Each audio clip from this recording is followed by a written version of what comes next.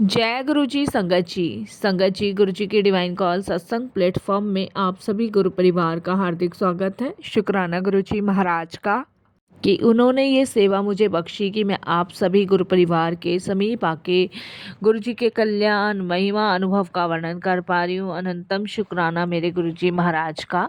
संगत जी, आज का जो सत्संग मैं आपके साथ शेयर कर रही हूँ वो सीमा अरोड़ा आंटी का सत्संग है। बहुत प्यारा सत्संग है, ब्लेसिंग फुल सत्संग है। तो मेरी विनती है सभी गुरु परिवार से कि आप सत्संग को अंत तक सुनिएगा, ध्यान से सुनिएगा, पूरा सुनिएगा। सत्संग का मतलब होता है सत्य का संग, और सत्संग की प्राप्ति हमें जब ही होती है जब गुरु कृपा होती है। तो हम सभी बड़े भाग्यशाली हैं कि हम पे गुरु कृपा हुई और हमें सत्संग सुनने का और शेयर करने का सौभाग्य प्राप्त हुआ। साथ संगत जी, बिना गुरु कृपा के ना हम सत्संग शेयर कर सकते हैं और ना ही हम सत्संग को सुन सकते हैं। इसीलिए मेरी विनती हर सत्संग में आप सभी से इसीलिए रिक्वेस्ट मैं करती हूँ, सभी सत्संग में करती हूँ कि आप सत्संग को बीच में बिल्कुल ना छोड़ें, अंत तक सुने, ध्यान से सुने और पूरा सुने।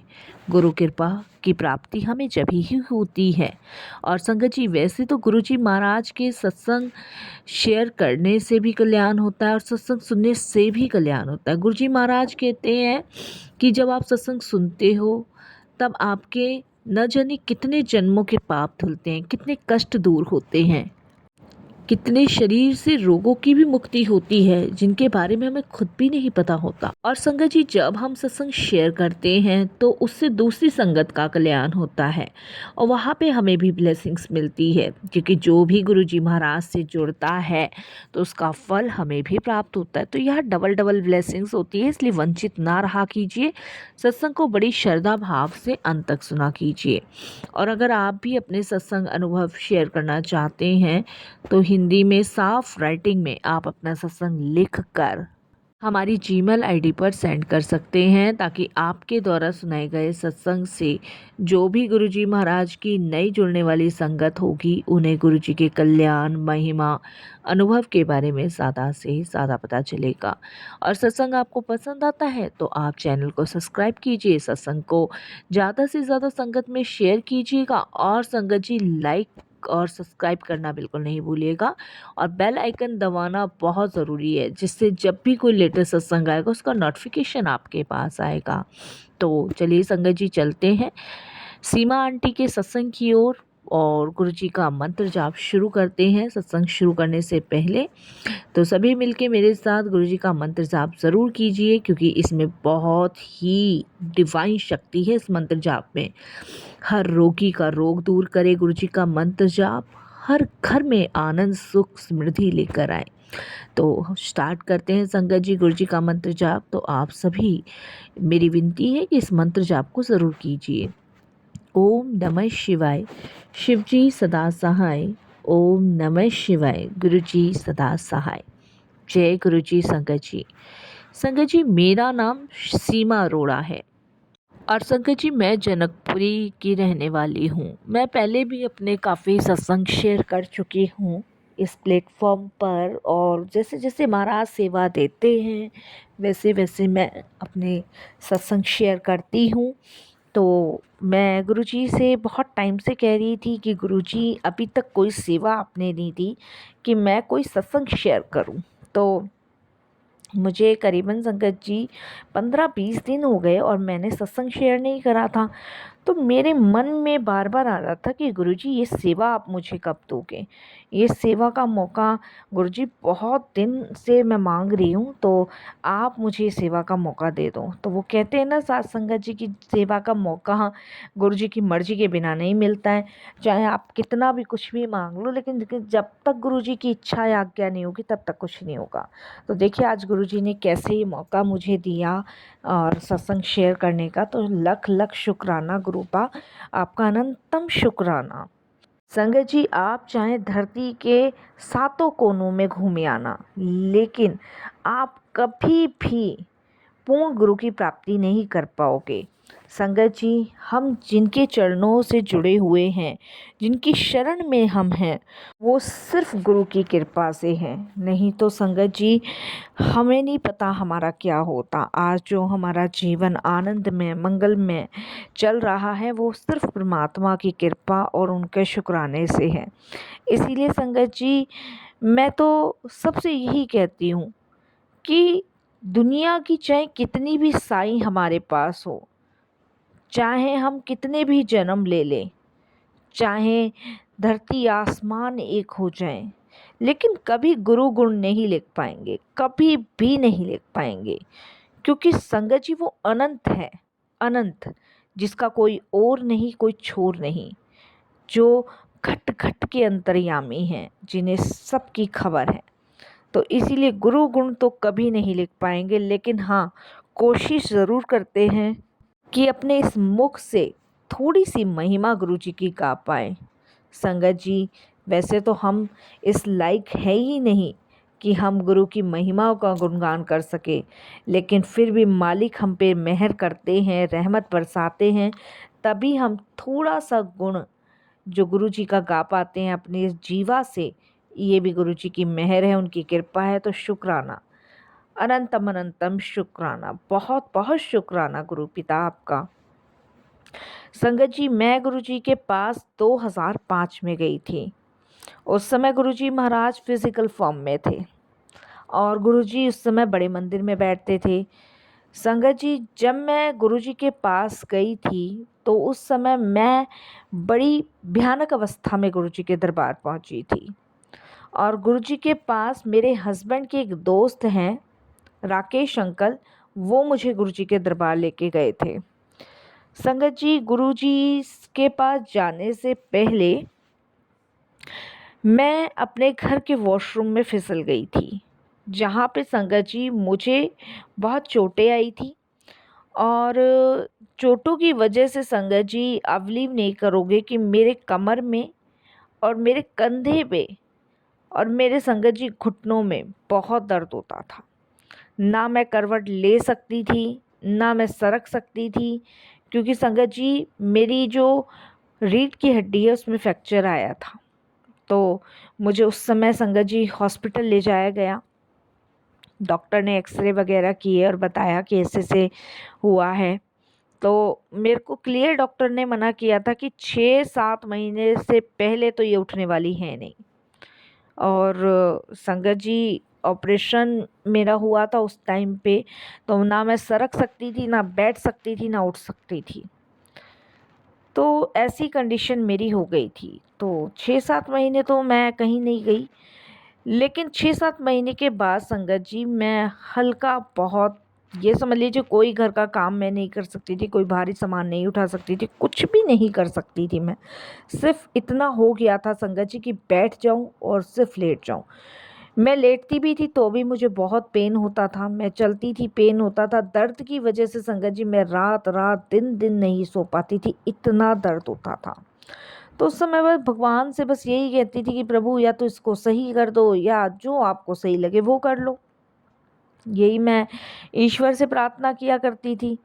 और मेरी ऐसी अवस्था को देख के मेरी पूरी फैमिली परेशान थी, क्योंकि संगत जी मैं दर्द की वजह से इतना कराती थी, बहुत कराती थी। तब संगत जी मेरे हस्बैंड के दोस्त का हमारे घर आना हुआ। और संगत जी, आना तो खैर बहुत दूर की बात होती है, वो महाराज भेजते हैं एक ज़रिया बना के। जबकि संगत जी उनका करीबन 2.5 साल से हमारे घर आना नहीं हुआ था। जब से उन्होंने अपनी बेटी की शादी की थी उसके बाद संगत जी उनका आना हमारे घर हुआ ही नहीं। लेकिन 2.5 साल बाद अचानक से उनका घर में आना, तो हमें बड़ी खुशी सी हुई। लेकिन जब उन्होंने मेरी ये हालत देखी तो उन्होंने मुझे बोला कि भाभी, आपके तो बहुत चोट लगी है और ये क्या हालत आपकी हुई पड़ी है। तब मेरे हस्बैंड ने संगत जी जो भी मेरे साथ ट्रेजेडी हुई थी वो सब बताई। बताने के बाद संगत जी उन्होंने मेरे हस्बैंड को कहा कि भाई एक काम कर, भाभी को लेके तू कल चल मेरे साथ। तो मेरे हस्बैंड बोले कि भाई ट्रीटमेंट तो इसका चल रहा है और डॉक्टर भाई हमने बदलने की कोशिश भी की थी, लेकिन सबका एक ही जैसा इलाज है और भाई धीरे धीरे ही ये सब ख़त्म होगा। तो उनका दोस्त बोला, भाई हम ऐसे डॉक्टर के पास नहीं जा रहे, हम ऐसे डॉक्टर के पास जाएंगे जो डॉक्टरों की डॉक्टरी फेल कर देता है। तो मेरे हस्बैंड और मैं एकदम से चकित हुए। वो मुझे देखे, मैं उन्हें देखूं। मैंने कहा, भाई साहब ऐसे कौन से डॉक्टर हैं, हमें भी बता दो। तो उन्होंने कहा कि भाभी जी मेरे गुरु जी हैं जिन्हें मैं 1.5 साल से मान रहा हूँ। और उन्होंने बताया कि भाभी मैं इतना परेशान था अपनी बेटी की शादी के लिए, इतना परेशान था कि मैं चारों तरफ घूम आया, लेकिन कहीं से मुझे 1 रुपए की मदद नहीं हुई, 1 रुपए की भी मदद नहीं हुई। मेरी बेटी की शादी सर पे खड़ी थी। मैंने कहा, हाँ भाई साहब, हाँ, शादी तो बहुत अच्छी हुई थी, मैंने उनको बोला। तो मैंने कहा, भाई साहब उस समय आपने हमें क्यों नहीं बताया? तो उन्होंने कहा कि उस समय भाभी परिस्थितियाँ कुछ ऐसी थी, लेकिन जिससे उम्मीद थी उन रिश्तेदारों ने भी हाथ पीछे खींचे, लेकिन उस टाइम मुझे गुरुजी ने संभाला। और आज से 1.5 साल पहले गुरुजी महाराज ने मुझे अपने से जोड़ा और गुरुजी महाराज की ऐसी कृपा हुई कि मेरे जो भी परेशानियां थी, जो भी दिक्कतें थी, वो दूर हुई। शादी भी गुड़िया की बहुत अच्छी हुई। और संगत जी उन्होंने बताए कुछ अपने और भी सत्संग, तो मेरे हस्बैंड का और मेरा विश्वास थोड़ा थोड़ा उनकी बातों पे होना लगा। मेरे हस्बैंड बोले, ठीक है तो कल फिर हम गुरुजी के दरबार लेके चलेंगे। तो नेक्स्ट डे संगत जी हम सुबह तैयार हो गए।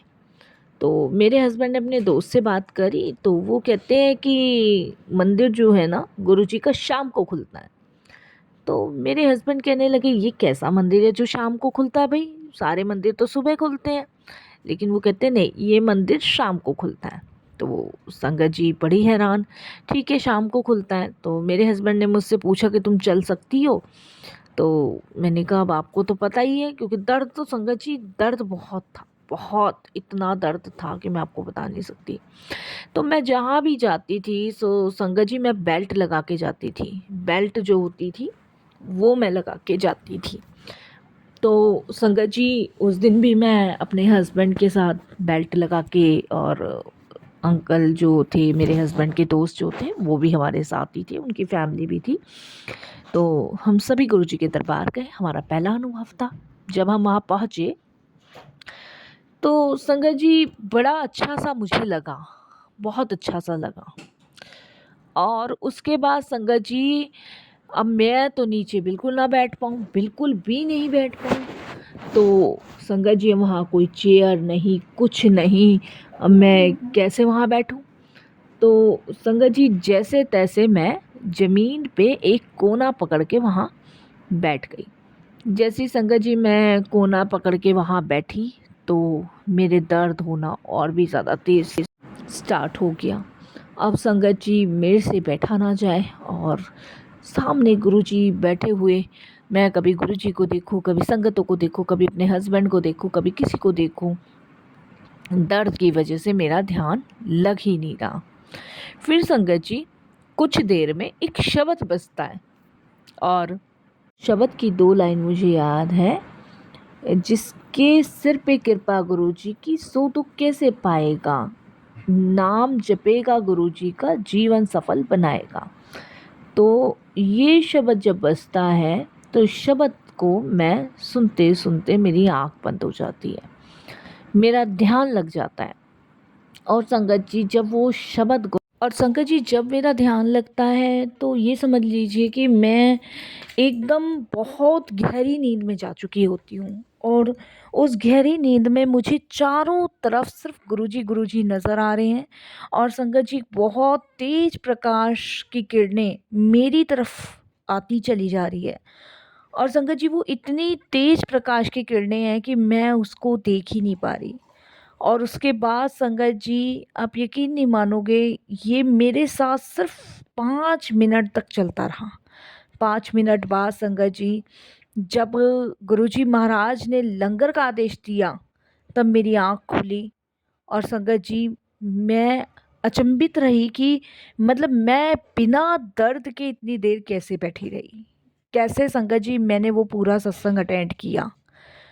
उसके बाद संगत जी मेरे को कोई पेन नहीं हुआ, कोई दर्द नहीं हुआ, किसी भी प्रकार का संगत जी मुझे दर्द नहीं हुआ। मेरे हस्बैंड भी इस चीज़ को देख के अचंभित थे, मैं भी अचंभित थी, क्योंकि संगत जी ये हमारे जीवन का सबसे बड़ा मेरेकल था।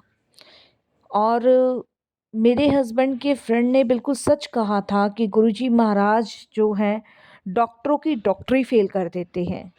तो फिर तो संगत जी कुछ चीज़ बचती ही नहीं है।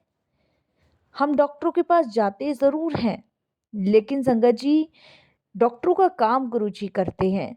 मुझे आज भी याद है संगत जी कि जब मैं इस दर्द से, इस पीड़ा से गुजर रही थी, तो मैं ईश्वर से यही कह रही थी कि भगवान या तो आप मुझे ठीक कर दो, बाकी सब आप पे छोड़ा। तो मुझे बिल्कुल भी ये नहीं पता था कि गुरुजी महाराज मुझे अपने चरणों से जोड़ेंगे, स्वयं भगवान ईश्वर मेरा कल्याण करेंगे। तो मैं तो अपने आप को अत्यंत भाग्यशाली समझती हूँ। गुरुजी से जुड़ने के बाद मैंने बहुत रिपोर्टें कराई, बट कहीं भी कोई फॉल्ट नहीं। डॉक्टर्स बड़े अचंभित थे कि ये कैसे पॉसिबल है। संगत जी मैं समझ चुकी थी कि ये सिर्फ गुरुजी कर सकते हैं और कोई नहीं कर सकता। जब गुरुजी ने महासमाधि ली तो उस समय हम बहुत डिस्टर्ब थे कि अब हमारा कल्याण कौन करेगा, अब हमारी कौन सुनेगा। वो कहते हैं ना संगत जी, इंसान बड़ा स्वार्थी होता है। जब तक उसे चमत्कार दिख रहे हैं, जब तक उसका कल्याण हो रहा है, तब तक वो गुरुजी को याद कर रहा है। और जब गुरुजी ने महासमाधि ली तो फिर हम सभी संगतों के विचार यही आए कि गुरुजी अब हमारी कौन सुनेगा, गुरुजी अब हमारा कल्याण कौन करेगा, हमारे दुख कौन दूर करेगा। तो मेरे मन में भी यही सवाल आया। तो उस समय हम बड़े डिस्टर्ब थे जिस समय हमारे पास फ़ोन आया कि गुरुजी ने समाधि ले ली है। तो मानो जैसे कि शरीर से प्राण अलग हो चुके थे हम लोगों के। बट संगत जी वो कहते हैं ना कि गुरुजी अपने होने का एहसास कण कण में दिलवाते हैं। कण कण में संगत जी उनका वास है इस समय। लेकिन हम मूर्ख ज्ञानी इंसान उस चीज़ को कभी समझ नहीं पाए और ना ही समझ पाएंगे। जिनका 100% समर्पण है, जिन्होंने सब कुछ गुरु जी को सौंप रखा है, उन्हें ही पता है कि कण कण के खट खट के वासी सिर्फ गुरु जी महाराज हैं। संगत जी मैं भी उस दिन बहुत परेशान थी, मेरे हस्बैंड भी बहुत दुखी थे और हम सीधे सब काम छोड़ के बड़े मंदिर के लिए निकले जहाँ पे गुरु जी ने समाधि ली थी। उस समय हम सभी संगत बड़ी चिंतित थी और गुरुजी ने वहाँ पे भी अपने होने का हम सभी को एहसास कराया कि मैं कहीं नहीं गया हूँ, मैं तुम्हारे अंग संग ही हूँ, मुझे महसूस करो, मुझे पहचानो। तो संगत जी ऐसे गुरुजी महाराज हैं कि वो हमें परेशान भी नहीं होने देते, हमें दुखी भी नहीं होने देते। और आज भी संगत जी अगर मेरे जीवन में खुशियों के कुछ भी पल होंगे तो गुरुजी की कृपा से है। और मेरे जीवन में अगर कोई भी दुख है तो संगत जी वो दुख सुख में बदलता जा रहा है, वो भी गुरुजी की कृपा से है।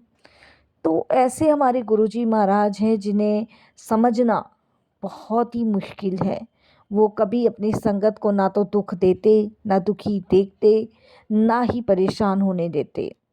जब मैं गुरुजी के दरबार गई थी और गुरुजी ने मेरा कल्याण किया था, तो गुरुजी अक्सर मुझे यही कहा करते थे कि अंदर का भांडा साफ रखो, बस ये तुमने कर लिया तो तुमने परमात्मा को पा लिया।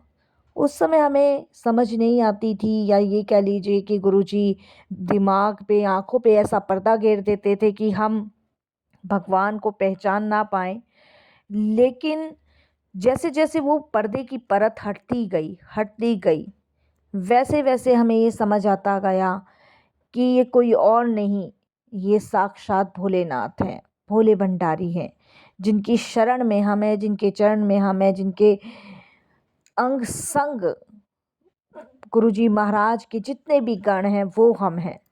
तो ये जब हटता गया, जब गुरुजी ने धीरे-धीरे हमारा मार्गदर्शन किया, हमें समझाना शुरू किया, वहाँ हमने बहुत संगतों के कल्याण देखे संगत जी किसी का कैंसर ठीक होते देखा, किसी की नौकरी की समस्या दूर हुई, किसी को ऐसी लाइलाज बीमारी थी जिसके लिए डॉक्टर्स ने भी मना कर दिया था, वो भी गुरुजी ने ठीक की।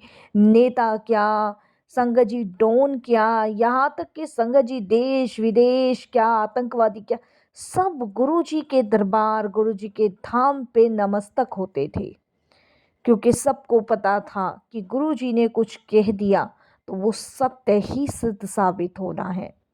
और गुरुजी का एक कल्याण न जाने कितने जन्मों के पापों को धोता है। ब्लेसिंग ऑलवेज गुरुजी, ये गुरुजी महाराज का कहना था। गुरुजी के पास परिवार का एक सदस्य आता है, वो पूरी परिवार के सदस्य को ब्लेस कर देते हैं। तो ये संगत जी गुरुजी की कृपा है, गुरुजी की मेहर है, गुरुजी की ब्लेसिंग्स हैं। हमें बस हर पल उनका शुक्राना करना चाहिए, हर पल उनसे यही कहना चाहिए कि हर जन्म हर पल आपका साथ हो, बस यही हमें चाहिए। और इसके अलावा हमें गुरुजी से कुछ नहीं मांगना चाहिए।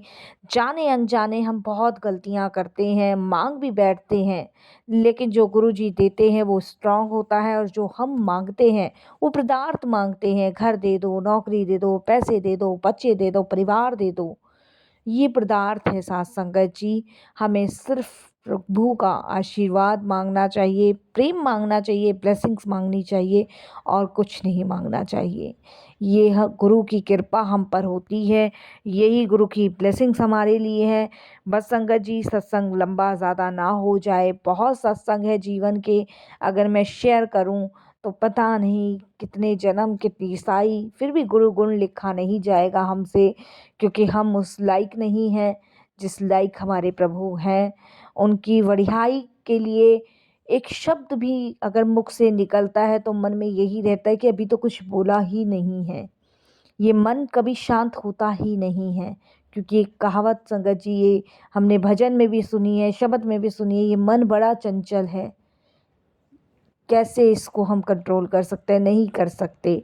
तो जब भी गुरु जी की चर्चा, गुरु जी की महिमा की बात आती है संगत जी, तो मन करता है कि बस करती जाऊं, रुकूं ही ना। पर जैसी गुरु जी महाराज की इच्छा, जितना उन्हें करवाना होता है संगत उतना ही कर सकती है। यही मैं अपनी वाणी को भी विराम देती हूँ। महाराज की आज्ञा होगी फिर मैं सत्संग शेयर करूँगी। जय गुरु जी, शुक्राना गुरु जी। ओम नमः शिवाय। शिव जी सदा सहाय। ओम नमः शिवाय। गुरु जी सदा सहाय। जय गुरु जी, शुक्राना गुरु जी।